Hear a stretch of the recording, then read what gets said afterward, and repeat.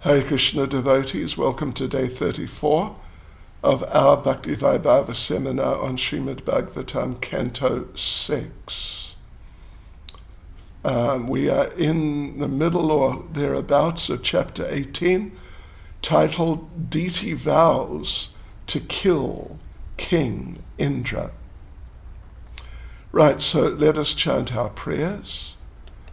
Nama Om Vishnupadaya Krishna Prestaya Bhutale Shrimati Bhakti Vedanta Swaminiti Namane Namaste Saraswati Deve Gauravani Pracharane Nirvishesha Shunyavadi Pastyacha Dejatarane Sri Krishna Chaitanya Prabhu Nityananda Sri Advaita Gadadhar Shivas Adi Gaura Bhakta Vrinda Hare Krishna, Krishna Krishna, Hare Hare, Hare Rama, Rama Rama, Hare Hare.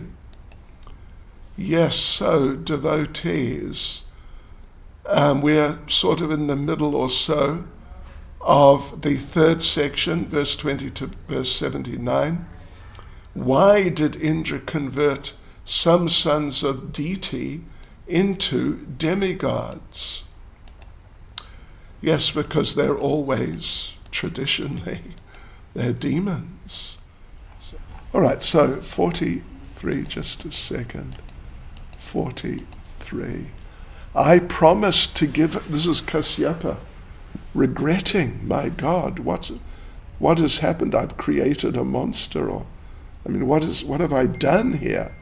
Because I promised to give her a benediction, and this I cannot break the promise. But Indra does not deserve to be killed. In these circumstances, the solution I have is quite suitable. So his conclusion was he must train her to become a devotee, so her heart becomes cleansed of that desire to kill Indra. Cheto darpana marjanam. Devotional service cleanses the heart. Anyone can be purified. Yeah. That's what the movement of Lord Chaitanya aims for. And Narottam Das Thakur sings, Vrajendra Nandana Ye Sachi Sutta Hailo Se, Balaram Haila Nitai, Dinahina Jata Chila, Hariname Udarila, Tar Sakshi Jagai Madai. And that translates basically as, just to deliver all the sinful persons of this age by propagating the chanting of the holy name, Lord Krishna and Lord Balaram have advented as Sri Chaitanya Mahaprabhu and Nityananda Prabhu. Jagai and Madai are evidence of their success. So, because once a person becomes a pure Vaishnav, he transcends all material concepts of life. So therefore, Kashyapa decided to make his wife a Vaishnavi. So she'll give up this idea of killing Indra. Yeah. He wanted her and his sons to become purified. Yeah. And even if someone like her falls down, he's trying to make her a Vaishnavi, a devotee. Even if she falls down in the process, there'll be no loss, because even a fallen devotee is eligible for better results than just some sort of materialist. So Prabhupada concludes the purport by saying, thus Kasyapa Muni planned to instruct his wife Diti to become a Vaishnav because he wanted to save the life of Indra. 44. Sri Shukadev Goswami said, Kashyapa Muni, thinking in this way, became somewhat angry, condemning himself, O Maharaj Parikshit, descendant of Kuru. He spoke to Diti as follows. 45. Kashyapa Muni said, my dear gentle wife, if you follow my instructions regarding this vow for at least 1 year, you will surely get a son who will be able to kill Indra. However, if you deviate from this vow of following the Vaishnava principles, You'll get a son who will be favorable to Indra. Yes, right, okay. So, very, very short purport. The word in the verse, Indraha, refers to a demon who's eager to kill Indra, but it also refers to one who follows Indra or who is obedient to Indra. And such a person is certainly a friend of the demigods. Prabhupada concludes the purport by saying, thus the words Indra, Indraha, Deva Bandhava are equivocal, equally voiced, could mean this, could mean something else.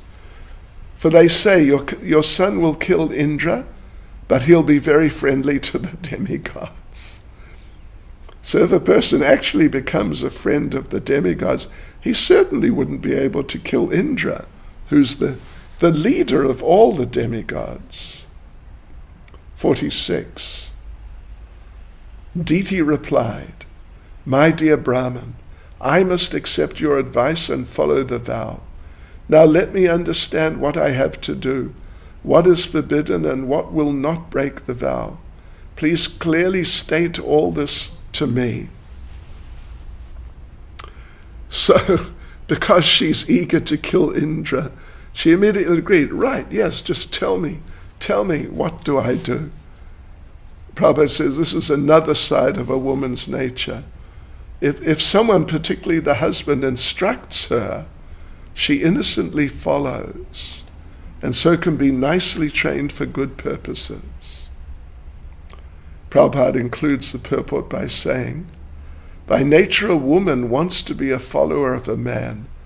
Therefore, if the man is good, the woman can be trained for a good purpose. Verse 47, Kashyapa Muni said, my dear wife, to follow this vow, do not be violent or cause harm to anyone. Do not curse anyone, and do not speak lies. Do not cut your nails and hair, and do not touch impure things like skulls and bones. Purport, first instruction, don't be envious. Here, of course, everyone's envious. And so if you want to become Krishna conscious, you have to curb this envious tendency. But a Krishna conscious person's always non-envious. It's others who are always envious. Prabhupada concludes the purport by saying, thus Kashyapa Muni's instruction that his wife not be envious indicates that this is the first stage of advancement in Krishna consciousness. Kashyapa Muni desired to train his wife to be a Krishna conscious person, for this would suffice to protect both her and Indra. 48. Kashyapa Muni, so he's telling her this whole process, which will make her into a Vaishnavi. But he's telling her, through following it, you'll get a son who'll kill Indra. So 48, Kashyapa Muni continued, my dear gentle wife, never enter the water while bathing. Never be angry, and do not speak or associate with wicked people. Never wear clothes that have not been properly washed. And do not put in a garland that has already been worn. 49. Never eat leftover food. Never eat prasad offered to the goddess Kali or Durga. And do not eat anything contaminated by flesh or fish. Do not eat anything brought or touched by a Sudra, nor anything seen by a woman in her menstrual period. Do not drink water by joining your palms. Whoa. So, short purport, generally the goddess Kali is offered food containing meat and fish, and therefore Kashyapa Muni strictly forbade his wife to take the remnants of such food. Actually, a Vaishnava is not allowed to take any food offered to the demigods. A Vaishnava is always fixed in accepting prasad offered to Lord Vishnu. Through all these instructions, Kasyapa Muni, in a negative way, instructed his wife Diti how to become a Vaishnavi. Verse 50, after eating, you should not go out to the street without having washed your mouth, hands, and feet. You should not go out in the evening or with your hair loose, nor should you go out unless you are properly decorated with ornaments. You should not leave the house unless you're very grave and are sufficiently covered. Purport: Kashyapa Muni advised his wife not to go out onto the street unless she was well decorated and dressed. He didn't encourage the mini skirts that have now become fashionable. In Oriental civilization, when a woman goes out onto the street, she must be fully covered so that no man will recognize who she is. All these methods are to be accepted for purification. If one takes to Krishna consciousness, one is fully purified, and thus one remains always transcendental to the contamination of the material world. 51. You should not lie down without having washed both of your feet, or without being purified, nor with wet feet or with your head pointed west or north. You should not lie naked or with other women, or during the sunrise or sunset. 52. Putting on washed clothing, being always pure, and being adorned with turmeric, sandalwood pulp, and other auspicious items. Before breakfast, one should worship the cows, the Brahmins, the goddess of fortune, and the Supreme Personality of Godhead.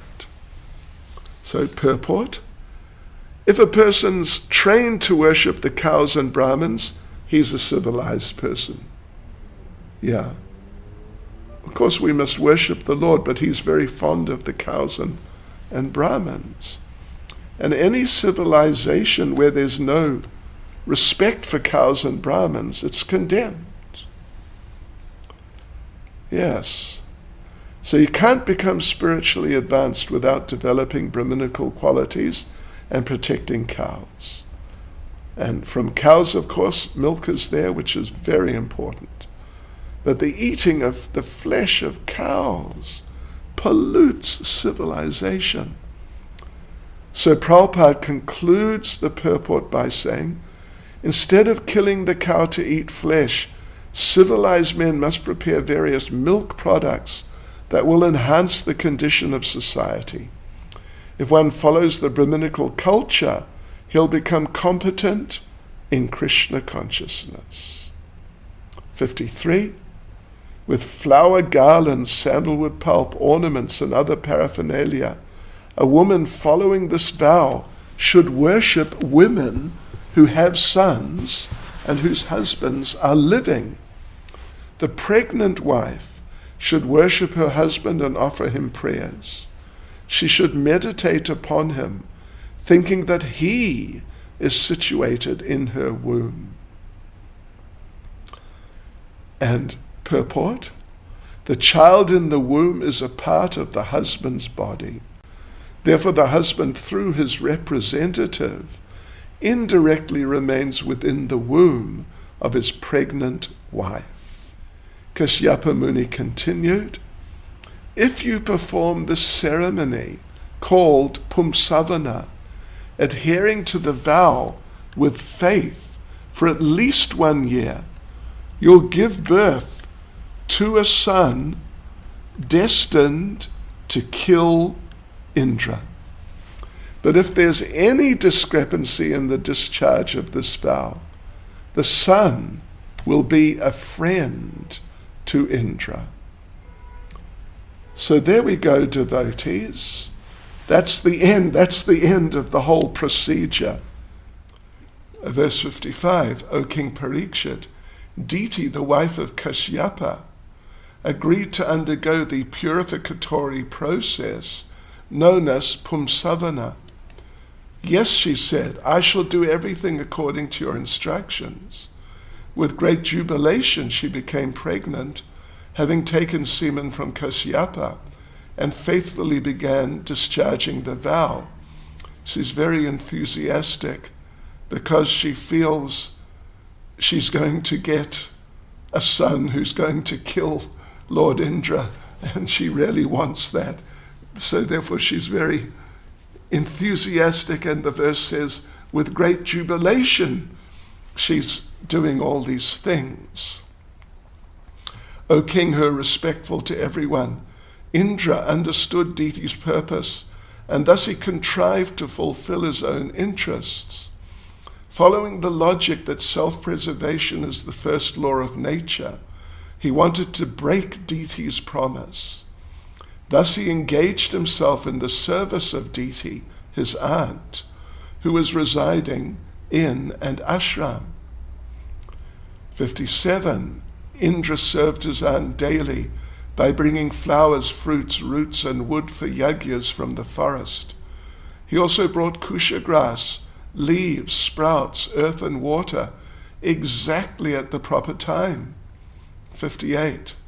O King Parikshit, as the hunter of a deer becomes like a deer by covering his body with deer skin and serving the deer, so Indra, although at heart the enemy of the sons of Diti, became outwardly friendly and served Diti in a faithful way.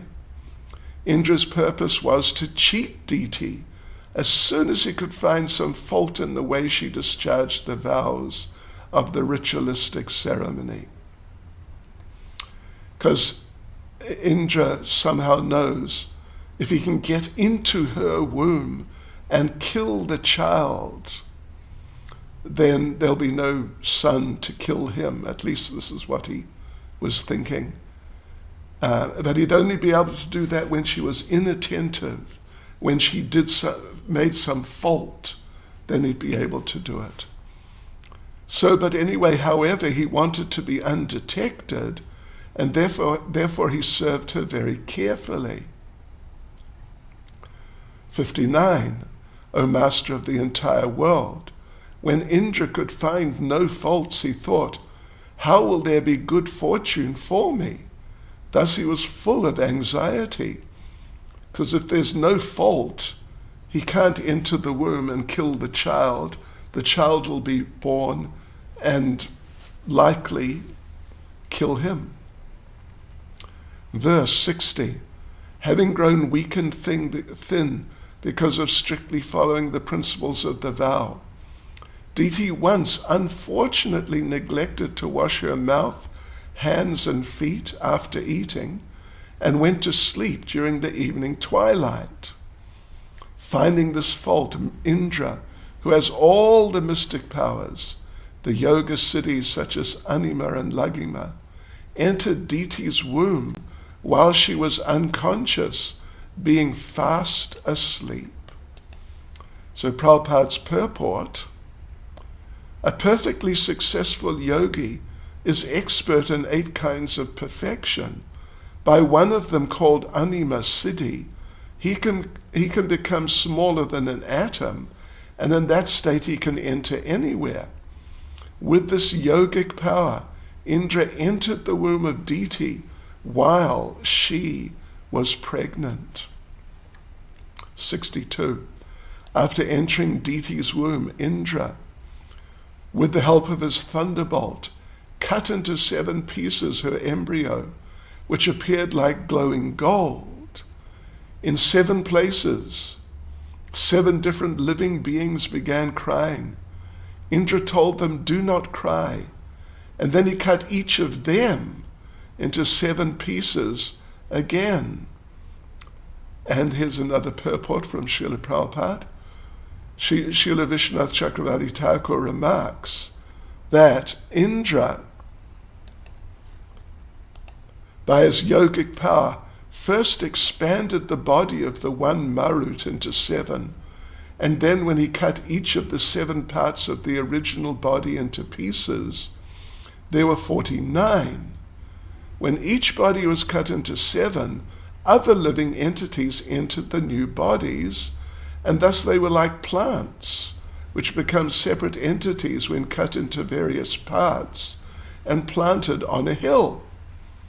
The first body was one, and when it was cut into many pieces, many other living entities entered the new bodies. Verse 63, O king, being very much aggrieved, they pleaded to Indra with folded hands, saying, Dear Indra, we are the Maruts, your brothers. Why are you trying to kill us? When Indra saw that actually they were his devoted followers, he said to them, If you're all my brothers, you have nothing more to fear from me. Verse 65, Shukadev Goswami said, My dear King Parikshat, you were burned by the Brahmastra of Ashvatthama, but when Lord Krishna entered the womb of your mother, you were saved. Similarly, although the one embryo was cut into 49 pieces by the thunderbolt of Indra, they were all saved by the mercy of the Supreme Personality of Godhead. Verses 66 and 67. If one worships the Supreme Personality of Godhead, the original person, even once, he receives the benefit of being promoted to the spiritual world and possessing the same bodily features as Vishnu. Diti worshipped Lord Vishnu for almost 1 year, adhering to a great vow. Because of such strength in spiritual life, the 49 Maruts were born. How then is it wonderful that the Maruts, although born from the womb of Diti, became equal to the demigods by the mercy of the Supreme Lord. 68. Because of worshipping the Supreme Personality of Godhead, Diti was completely purified. When she got up from the body, she saw her 49 sons along with Indra. These 49 sons were all as brilliant as fire and were in friendship with Indra, and therefore she was very pleased. 69.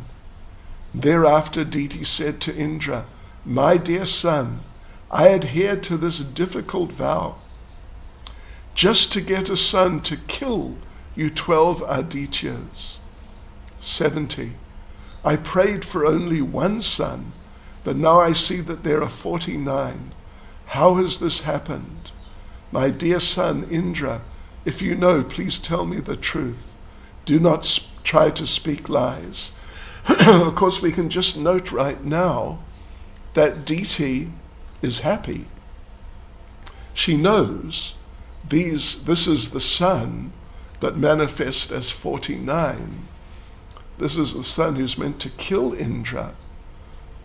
But now they're friends with Indra, and she's happy because her heart has become purified. Right, so now Indra is she has explained what her idea was, to get a son to kill him. Now she wants to know from Indra, how did the 49 come about? She only asked for one. Indra replied, My dear brother, my dear mother, because I was grossly blinded by selfish interests, I lost sight of religion. When I understood that you are observing a great vow in spiritual life, I wanted to find some fault in you. When I found such a fault, I entered your womb and cut the embryo to pieces. Prabhupada's purport. When Diti, Indra's aunt, explained to Indra truthfully what she had wanted to do, Indra explained his intentions also, so they both freely told the truth. this qualification of truthfulness, among others, of course, comes from worshipping Lord Vishnu. To substantiate this, Prabhupada quotes from Bhagavatam 5:18-12. Yasyasti bhaktiya bhagavatya kinchana savargunais tatra samasate sura. If one develops a devotional attitude and becomes purified by worshipping the Supreme Lord, all the good qualities are certainly manifest in his body. So Prabhupada concludes the purport by saying, because of being touched by worship of Vishnu, both Diti and Indra were purified. So Indra says, first I cut the child in the womb into 7 pieces, which became 7 children. Then I cut each of the children into 7 pieces again. By the grace of the Supreme Lord, however, none of them died. My dear mother, when I saw that all 49 sons were alive, I was certainly struck with wonder. I decided that this was a secondary result of your having regularly executed devotional service in worship of Lord Vishnu. Yeah, that's the point. Because Diti was deeply absorbed in worshipping Lord Vishnu. So the sons were not killed. And she gets 49 instead of just 1. Right, okay. So Srila Prabhupada's purport. For one who worships Lord Vishnu, nothing is very wonderful. Prabhupada quotes Bhagavad Gita 1878. Last verse, spoken by Arjuna, glorifying Krishna. Yatra Yogeshvara Krishno, Yatra Partho Dhanurdhara, Tatra Shriya Vijayo Bhutya, Dhruva Nitya Matirmama.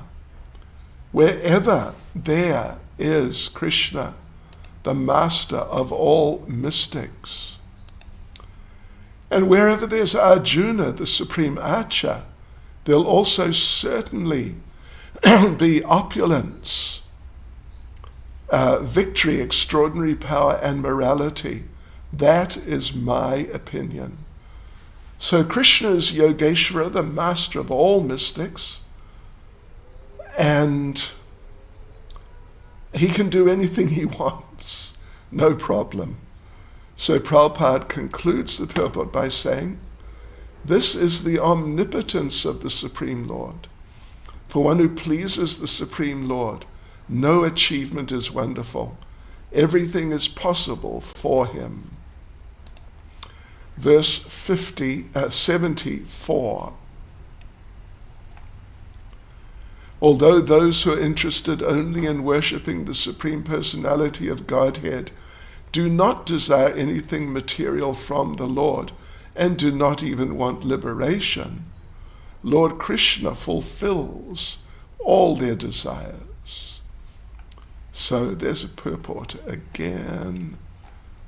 And Srila Prabhupada says, Prabhupada refers to Dhruva. Initially he wanted a big benediction, right? I'm sure you all remember. A kingdom bigger than his grandfather's. That's his grandfather's Lord Brahma, whose kingdom is the whole universe. So, but when finally he saw Lord Vishnu, his heart was completely purified. So he didn't want such a benediction. He didn't want that benediction. He was just satisfied seeing the Lord. But the Lord is so kind, he gave Dhruva Dhruva Loka, knowing that that was what he had wanted before. And Dhruva Loka, the kingdom of Lord Brahma is the universe. Dhruva wanted a kingdom bigger than Lord Brahma's, bigger than the universe. And while you're living in the universe, you can't really have a bigger kingdom than the universe. So the Lord gave him a kingdom outside of the universe, Dhruvaloka, which is Vaikuntha, and so is much bigger than just the universe. So therefore Shastra says, akama sarva kama va, moksha kama udarati, tivrena bhakti yogena yajeta purusham param. A person who has broader intelligence, whether he's full of material desires, free from material desires, or desiring liberation, must by all means worship the Supreme Whole, the personality of Godhead. That's Bhagavatam 2.3.10.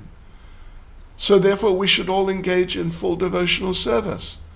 Then even if you don't have any desires at all, whatever desires you may have previously had, at least if they're not unfavorable for Krishna consciousness, those desires can be fulfilled simply by worshipping the Lord.